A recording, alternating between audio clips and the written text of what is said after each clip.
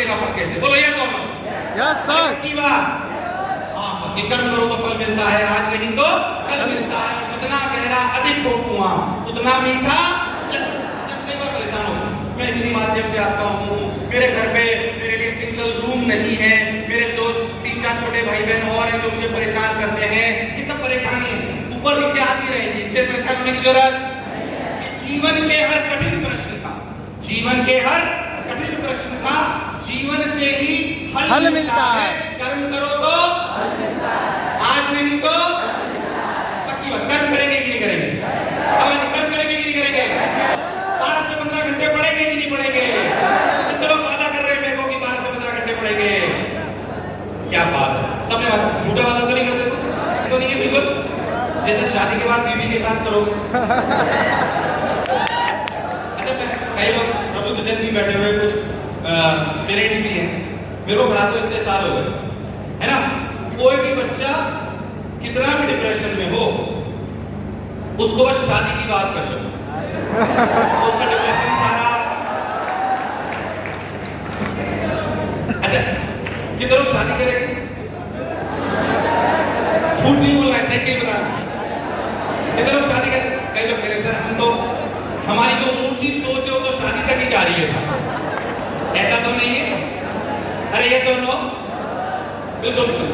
पर मैं इतना कहना चाहता हूँ आपसे, एक छोटी बात प्लीज, मन की बात बोल दूं क्या? जैसे मैं क्लास में बोलता हूँ पर बोल देता हूँ, कोई पेरेंट्स बैठे हो मेरी बात को अदरवाइज मत करें। मैं कह रहा हूँ आप ना अपने इमोशंस पे कंट्रोल रखिए, अपने इमोशंस पे कंट्रोल। अभी क्या टीनेज मन भटक जाता है क्या? Yes sir. सुंदर कन्या को देख के कुछ हो सकता है। मैं फिर कह रहा हूँ बात थोड़े सदैव शब्दों में कह रहा हूँ, पर मुझे पता है क्या होगा, क्योंकि मैं आपकी उम्र से गुजरा हूँ, तो मुझे पता है कि क्या क्या बाधाएं आ सकती है ना? मैं कोई बात कहता हूँ ईमानदारी, ध्यान से सुनना। पेरेंट्स बैठे मेरी बात को वो भी सुने, थोड़ी सी अलग है पर काम की, पता नहीं मन से कहनी चाहिए पर सुनते। मैं कहता हूँ कि आज मान लो तुम्हें कोई लड़की पसंद आ जाए और तुम उसको अपने घर पे जाके बताओ कि पापा मुझे लड़की पसंद है। अभी सुन लो, अब तुम इमेजिन करो कि तुम्हारा क्या होगा। इमेजिन कर पा रहे हो क्या? क्या घर पे जबरदस्त सुताई होने वाली है? अरे ये सो लो, क्या आपको घर से बाहर भी निकाला जा सकता है? अरे ये सो लो, आप सुन, तू डॉक्टर बन गया, क्या बन गया? तूने एमबीबीएस कर ली, तूने पीजी कर लिया रेडियो में जो टॉप रैंक, वहां पे तेरे को किसी से फिर कोई पसंद आ गई, वो भी रेडियो में पीजी कर रही। अब तूने घर पे आके बोला पापा मुझे लड़की पसंद है, तेरे पापा तुझे घर से बाहर, तेरी इमोशंस की कदर करेंगे? अरे यस और नो? तेरे इमोशन आज भी वो ही हैं, उस दिन भी वो ही होंगे, पर आज तेरे इमोशन की कद्र, उस दिन कद्र। भले एग्जाम प्रैक्टिकल एग्जाम्पल है। अरे यस और नो? Yes sir. अरे यस और नो? Yes sir. मैं ये नहीं कह रहा हूँ कि आप में भावनाएं नहीं होनी चाहिए, पर अपनी भावनाओं अभी बाहर निकालने का ये सही समय नहीं है। पहले का सफलता का परचम लहराना है। किसका परचम लहराना है? उसके बाद सोचेंगे। अगर मन जरा सा भी भटके तो सोच लेना कि मैं सिलेक्शन से दूर जा रहा हूँ। अपने मन में रिमाइंडर लगा के रखना। इलॉन मस्क के बारे में जानते हैं सब लोग? तो कहता है भैया मैं हर आधे घंटे में मेरे दिमाग में रिमाइंडर है। इलॉन मस्क को जानते नहीं जानते? सुपर एग्रेसिव आदमी, अभी विवादों में भी पड़े हुए हो, ठीक है अलग बात, पर मैं कहता हूँ उन्होंने एक बात बोली इंटरव्यू में बहुत बड़ी, कि वो हर आधे घंटे में उनके दिमाग में रिमाइंडर है। क्या है? रिमाइंडर, जो हर आधे घंटे में उन्हें बताता है कि जो उन्होंने सोचा है वो करने वाला काम वो कर रहे हैं कि नहीं कर रहे। अगर तेरे मन में हर आधे घंटे में आने लगा कि मेरे को तो आईआईटी की तैयारी करनी है, मुझे तो मेडिकल की तैयारी करनी है, या मुझे ये पार करना है, अगर हर आधे घंटे में रिमाइंडर आएगा तो तू अगर टीवी देख रहा होगा, यूट्यूब देख रहा होगा, तो क्या फोकस हो जाएगा? अरे बात ये सुनो, अरे ये सुनो, तो फोकस हो जाएगा। इसलिए हर आधे घंटे में रिमाइंडर आना, अरे आएगा कि नहीं आएगा? अरे पक्की बात। तो भैया मेहनत करेंगे और मन में रिमाइंडर लाएंगे और संघर्ष करेंगे। किसी ने खूब कहा है कि असलियत में कई लोग संघर्ष और दुख में अंतर नहीं कर पाते। किसमें अंतर नहीं कर पाते? एक आईएएस ऑफिसर थे, 4 साल पहले, 3 या 4 साल पहले उनकी फर्स्ट रैंक आई। उनका इंटरव्यू सुना, उन्होंने बहुत बढ़िया बात बोली। उन्होंने क्या बात बोली, ध्यान सुनो। एक्चुअली मेहनत है ना, ये संघर्ष क्या है? अभी 15 घंटे पड़ेगा तो संघर्ष, पर ये मेहनत का संघर्ष। मैं कह रहा हूं मेहनत का संघर्ष कर लो आज, वरना अगर ये संघर्ष आज नहीं करा तो पछतावे का संघर्ष जीवन भर रहेगा। किसका संघर्ष? पछतावे का संघर्ष जीवन भर रहेगा। खैर मैं उनकी बात बताता हूं, जो आईएएस ऑफिसर जिनकी फर्स्ट रैंक आई, उन्होंने एक बहुत सुंदर बात बोली। उन्होंने बोला कि मैक्सिमम लोग संघर्ष और दुख में अंतर नहीं कर पाते। ज्यादा मेहनत करना, विषम परिस्थितियों में काम करना, स्ट्रेस में काम करना, ये संघर्ष है। आपके परिवार का कोई सदस्य आपको छोड़ के चला गया कोरोना में, या कोई ऐसी दुर्घटना हो गई जिसका हमारे पास कोई इलाज नहीं है, ये दुख है। ज्यादा मेहनत करना, ज्यादा संघर्ष करना, ये दुख, ये संघर्ष। जिसने संघर्ष से प्रेम कर लिया तो जीवन में कभी भी असफल। मैं चलो एक बात का कोटा में जितने भी बच्चे आते हैं, मैं जब भी क्लास लेता हूं उनको एक बात बोलता हूं कि अगर मैं जाहिर सी बात है मैं आपको आज इंजीनियर डॉक्टर बनाने के लिए प्रेरित करना है, पर एक बात याद रखना कि ऐसा कोई जरूरी नहीं कि all engineers and doctors are successful, और ऐसा भी जरूरी नहीं कि जितने सक्सेसफुल लोग हैं वो सिर्फ इंजीनियर या डॉक्टर है। यानी कि सफलता की परिभाषा इंजीनियर या डॉक्टर से होकर जा सकती है, पर सिर्फ वही परिभाषा ये जरूरी है आपका 12 से 15 घंटे मेहनती होना। मैं कह रहा हूं अपने आसपास देखो, अपने आसपास देखना और सोचना, एक भी एग्जांपल नहीं मिलेगा जो व्यक्ति पिछले 10 वर्षों से 12 से 15 घंटे मेहनत कर रहा हो फोकस होकर, क्या तुमने उसे असफल होते हुए देखा है? क्या वो कभी भी असफल? इसलिए हम कोटा में आए हुए बच्चों को बोलते हैं, या जितने बच्चे यहाँ पे बैठे उनको बोलता हूँ कि सिलेक्शन होना नहीं होना, हो सकता है कभी ऊपर नीचे हो जाए, रैंक ऊपर नीचे हो जाए, पर अगर तुम्हारी 12 से 15 घंटे रोज पढ़ने की आदत हो गई तो जीवन में तुम्हें कोई असफल बना। अरे ये सुनो, अरे सोच लो। पर ये संघर्ष करने की जो आपकी आदत है, ये फोकस होके होनी चाहिए। क्या होके होनी चाहिए? फोकस हो। हमारी माता जी बहुत नॉर्मल कहानी मेरे को बचपन से सुनाई हुई, मेरे को लगता है वो कहानी ने मेरे जीवन में बहुत इम्पैक्ट डाला, और मुझे कम से कम 20 बार सुनाई होगी, और आपने भी सुनी होगी। फिर से दोबारा सुनाता हूँ। एक गांव में पानी नहीं निकल रहा था। क्या नहीं निकल रहा था? हवा नहीं, क्या नहीं निकल रहा था? एक गांव में जब पानी निकल रहा था तो गांव वाले ने सोचा कुआं खोदा जाए। क्या खोदा जाए? कुआं खोदा जाए। साहब अच्छा भाई बहुत बढ़िया, कुआं खोदा जाए। जब कुआं खोदने की बात आई तो किसी ने बोला पीपल के पेड़ के पास खोदो, किसी ने बोला नीम के पेड़ के पास खोदो, किसी ने बोला मंदिर के पास खोदो, किसी ने बोला यहाँ खोदो वहां खोदो। चलो भाई निष्कर्ष निकला एक जगह पीपल के पेड़ के पास खोदते, 20 फुट गड्ढा खोदा, पानी। लोगों ने बोला हम तो पहले ही बोलते थे यहाँ पे पानी नहीं निकलेगा। लोगों की बातों से भटककर सरपंच साहब ने बोला चलो नीम के पेड़ के पास खोद लेते, 20 फुट गड्ढा वहां पे खोदा, वहां पे भी पानी। फिर किसी ने बोला, मैंने बोला था मंदिर के पास, सरपंच साहब ने फिर बात मान ली, फिर वहां पे 20 फुट गड्ढा खोदा, पानी। ऐसे 5 जगह उन्होंने गड्ढे खोदे 20-20 फुट के। टोटल कितनी लेंथ हो गई? कितनी?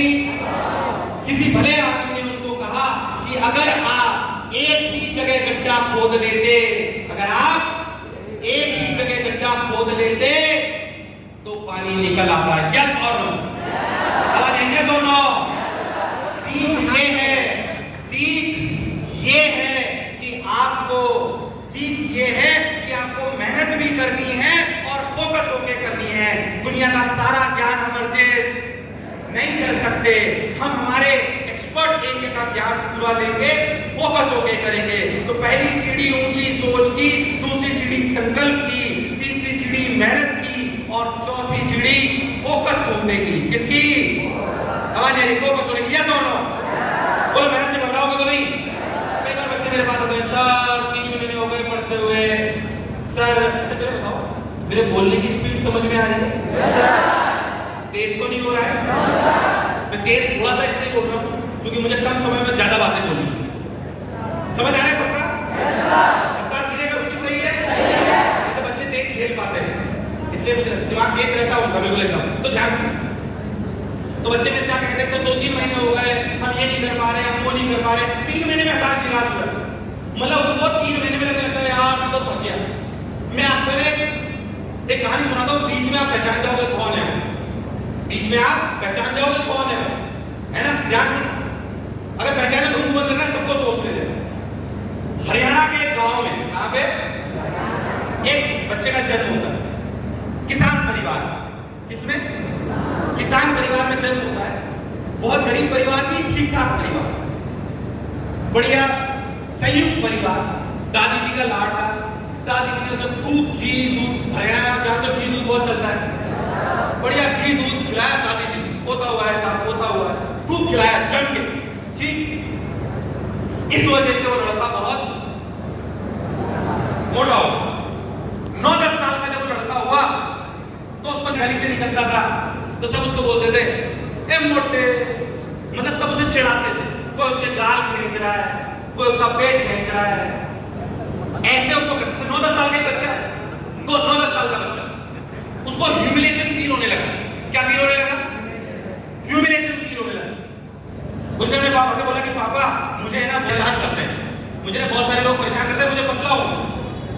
तो उसके पापा कहते ठीक है भाई, तो पास में सरपंच का जो जो जो अपना सरकारी स्कूल होता है वहां पे जो पीटीआई होते हैं वो रोज शाम को वर्जिश कराते हैं, मतलब एक्सरसाइज कराते हैं, वो उनको वहां ले जाने लगते हैं।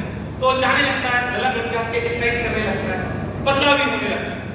पर उसी ग्राउंड में पास में खेल, रोज कुछ बच्चे खेलते थे, वो खेल वो देखता था और उसे अच्छा लगता था, वो खेलता था और वो अच्छा लगता था। क्या मेरी बात क्लियर है एकदम? वो खेलता था अच्छा, उसको उस खेल की ललक आ गई, उसको उस खेल की ललक आ गई, उस खेल को खेलने लगा। पतला तो अगले 1.5-2 साल में हो, पर वो खेल उसे पसंद आ गया। और उसके पापा ने बोला बेटा तू पतला हो गया कि नहीं, मैं खेल खेलूंगा। उसके पापा ने भी उसका साथ दिया। अच्छा वो खेल में अच्छा प्रदर्शन करने लगा। जब वो अच्छा प्रदर्शन करने लगा, जब वो अच्छा प्रदर्शन करने लगा तो भाई बहुत बढ़िया अच्छा प्रदर्शन करने लगा, तो उसको स्कूल से लिफ्ट कर कर उसको डिस्ट्रिक्ट में ले जाया गया, उसको डिस्ट्रिक्ट से उठाकर स्टेट में ले जाया गया, बढ़िया प्रयास करता रहा और वो धीरे धीरे आगे नेशनल तक वो पहुंच गया। इस पूरी प्रणाली में उसको 2010 से 2019 आ गया, उसने हिम्मत 2019 में 2021 ओलंपिक्स के इंटरव्यू, यानी कि आपका क्वालिफाइंग राउंड होते हैं 2 साल पहले कि कौन ओलंपिक्स में जाएगा और कौन ओलंपिक्स में नहीं जाएगा, ठीक भाई। उसने पूरी जी जान से मेहनत करी, पूरे 2 साल से 2017 से वो लगातार मेहनत करता रहा कि भाई मुझे 2019 में क्वालिफाइंग राउंड क्लियर करना है, ठीक भाई बहुत बढ़िया। जब ये बात कर दी गई तो अच्छी बात है, बिल्कुल क्लियर है एकदम। 2019 क्वालिफाइंग राउंड से कुछ दिन पहले उसके हाथ में चोट आ गई, कंधे पर। कहां पे चोट आ गई? डॉक्टर ने बोला आपकी सर्जरी करनी पड़ेगी। क्या करनी पड़ेगी? डॉक्टर ने बोला आपको आपकी सर्जरी करनी पड़ेगी। ठीक भाई अच्छी बात है, बहुत बढ़िया, सर्जरी करनी पड़ेगी। तो दुखी हो गया कि मेरा तो 2019 में 10 दिन बाद मेरा तो क्वालिफाइंग राउंड है। उसे डॉक्टर से बोला डॉक्टर साहब आप पट्टा बांध दो, कुछ भी बांध दो, पर मुझे एक बार क्वालिफाइंग राउंड में जान दो, उसके अगले दिन मैं आपके पास सर्जरी कराने आ जाऊंगा। डॉक्टर ने बोला बहुत रेस्क्यू, उसने बोला मैं दूंगा। और हिम्मत करके क्वालिफाइंग राउंड में गया, और क्वालिफाइंग राउंड में जब वो गया तो भाई वो पहली बार में क्वालिफाइंग राउंड को क्लियर कर दिया। पहली बार उनकी सर्जरी करानी थी। अगले दिन डॉक्टर के पास गया, सर्जरी कराई। अगले 6 महीने तक डॉक्टर ने बोला कि आप उस खेल को खेल ही नहीं सकते हो, आप उस खेल को खेल ही नहीं सकते हो। अच्छी भाई बहुत बढ़िया बात। डॉक्टर ने बोला कि खेल नहीं सकते, बोला ठीक है कोई बात, 6 महीने रेस्ट कर। उसके बाद गवर्नमेंट ने उसको बोला कि आपको ट्रेनिंग के लिए हम स्वीडन भेजेंगे। कहां भेजेंगे? वहां के बेस्ट कोचेस से आपको ट्रेनिंग कराएंगे ताकि आप देश के लिए ओलंपिक्स ला सको। जैसे उसके स्वीडन जाने की बारी आई, मार्च में उसको स्वीडन जा रहा था, और 2020 में आप सब लोग जानते हो क्या आ गया था, सब कैंसिल, सब कुछ कैंसिल कि भाई अब वो कहीं पे भी जा नहीं सकते, कहीं पे भी नहीं जा सकते। वो फिर हताश निराश होकर मेरे तो, क्योंकि उसके सारे दोस्त तो पहले ही जा चुके थे जो उसके साथ ट्रेनिंग लेने वाले थे। उसका जाने का नंबर आया, कोरोना आ गया। 2-3 दिन उसके, उन्होंने इंटरव्यू में बोली ये बात, 2-3 दिन उन्होंने डिप्रेशन में निकले, उन्होंने हिम्मत जुटाई और वीडियो के माध्यम से अपना जो गांव का ग्राउंड था उसी को अपना प्रैक्टिस सेशन लगा दिया और लगातार प्रैक्टिस करते रहे, लगातार। और वो 2021 में गए कहां पर? ओलंपिक्स। और आप जानते हो तो मेरे हिसाब से वीडियो के माध्यम से आपने देखा, नीरज चोपड़ा सेकंड मैन जिसने हमारे देश को गोल्ड मेडल दिलाया।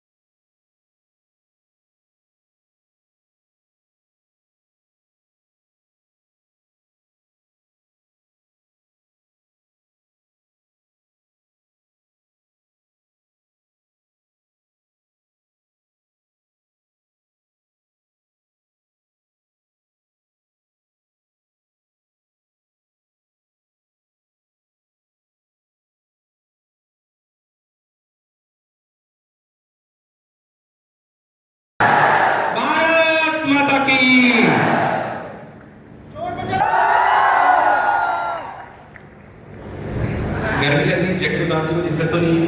Yes sir. ये तो ऐसे ऐसे लोग 9-10 साल तक मेहनत करेंगे, आप हार देगी। एक साहस से बड़ा नहीं, और हारा वही जो लड़ा नहीं। कोई लक्ष्य मनुष्य के साहस से बड़ा नहीं, और हारा वही जो तो भैया लड़ना पड़ेगा अपने लक्ष्य पाने के लिए, उसके बिना कुछ भी होने वाला नहीं यार। अरे हम लड़ सकते कि नहीं लड़ सकते? चलो मैं चाहता हूँ आज से 10 साल बाद मैं अगर दरभंगा आऊँ वापस कभी, तो आप में से किसी का वीडियो यहाँ पे दिखाऊं जैसे आज मैंने नीरज चोपड़ा का दिखाया। अरे ऐसा हो सकता है कि नहीं हो सकता? हो सकता है कि नहीं हो सकता? क्यों नहीं हो सकता भाई? सोच बड़ी रखेंगे तो जरूर होगा। हमने वो लोग बोला बड़ी सोच रखिए, संकल्प की सीढ़ी चढ़िए, फोकस रखिए, और एक बात का और ध्यान रखिए कि स्ट्रेटेजी से तैयारी करिए। किससे करिए? बिना स्ट्रेटेजी के तैयारी का कोई फायदा। 12 से 15 घंटे रोज मजदूर भी मजदूरी करता है, और शायद एक बार सफलता अर्जित करने के बाद आईएएस ऑफिसर, आईआईएम डॉक्टर भी उतना ही काम करता है, और सम्मान किसको ज्यादा मिलता है आप जानते हो? यस और नो? उनके जीवन में स्ट्रेटेजी है, उन्हें पता है क्या करना है और क्या, और उन्हें पता है कि उन्हें मिस्टेक्स से सीखना है। किससे सीखना है? मिस्टेक्स से। मिस्टेक्स से सीखना है उनको। अगर उनको मिस्टेक्स से सीखना, सबसे खास बात हमने जीवन में एक बात सुनी है सबने, क्या मैं आपको बताता हूँ, आप सबने एक बात सुनी है, क्या ध्यान सुनना, कि भाई ठोकर खाने से हम सीखते हैं। क्या खाने से? ठोकर खाने से। सुना है कि नहीं सुना? ठोकर खाने से हम सीखते हैं। अरे पर मैं इसको थोड़ा उल्टा बोलता हूं। ठोकर खाने से हम सीखते हैं, सही बात, पर ऐसी ठोकर क्यों खाएं जो सबने खाई? जो ठोकर हमारे माँ बाप ने खाई, हमारे गुरुजनों ने खाई, जो हमारे भाई बहन ने खाई, वो ठोकर हम नहीं खाएंगे, हम नहीं ठोकर खाएंगे। मेरा कहने का मतलब है पहली strategy, learn from others mistakes. मैं आपको 3-4 गलतियां बता रहा हूं, 2 अपनी बताऊंगा, 2 मेरे बच्चों की बताऊंगा, तो आपको पता पड़ जाएगा। गलतियां बहुत सारी जिनसे सीखने को मिलता है। 2 मेरी गलती, जब मैं आईआईटी की तैयारी करता था, फटाफट सुनेंगे, ध्यान सुनना, जब मैं आईआईटी की तैयारी करता था तो मुझे केमिस्ट्री से बहुत डर लगता था। किससे बहुत डर लगता था? अच्छा लड़का था तो मुझे ईगो था, मुझे ईगो था। अपने तो लॉजिकल सब्जेक्ट पसंद है भाई, केमिस्ट्री कोई सब्जेक्ट होता है, लाल पीला मिलाओ नीला निकल आता है। अरे ये सुनो, मुझे ऐसा लगता था, मुझे लगता था ये कोई ऑर्गेनिक है। टीचर की इच्छा होती है बेंजीन के ऊपर औरतों पे कोई भी बड़ा सा कार्बन लगा देता है और बोलता है स्टेरिक हिंड्रेंस। अरे ये सुनो, मुझे बहुत मजाक लगता।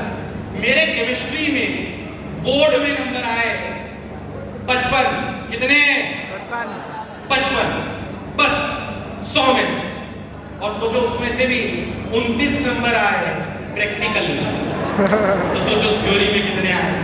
30। यानी कि केमिस्ट्री में से मेरा बोर्ड 27 बिगाड़ से 27। जेई में मेरे केमिस्ट्री में नंबर आए 60 में से 11, मात्र 11, 9 लोअर कट ऑफ थी। इस वजह से मेरी रैंक आई आईआईटी में 3217। 3217। मेरा फायदा हुआ नुकसान हुआ? ये गलती नहीं दोहराना। भले मैं फिजिक्स का अध्यापक हूं, पर आपको बोल दूं कि सबसे कम समय में ज्यादा नंबर कौन दिलाएगा? रोज रोज के पढ़िए। अगर बायो वाले कोई बच्चे हैं तो उनके लिए बायो और केमिस्ट्री रोज रोज के पढ़नी है, और केमिस्ट्री में भी इनऑर्गेनिक ईगो नहीं पालनी है। हमें किसी भी सब्जेक्ट से ज्यादा प्रेम या दुश्मनी नहीं हो सकती। क्या ये हमें नुकसान पहुंचाएगा? अरे आवाज आई है? ये मेरी पहली कमी। क्या आप मेरी पहली कमी दोहराओगे? आप मेरी पहली कमी दोहराओगे? मेरी दूसरी कमी, कई लोग पूरा सेशन रिकॉर्ड कर रहे हैं। Please do not do that. आप कुछ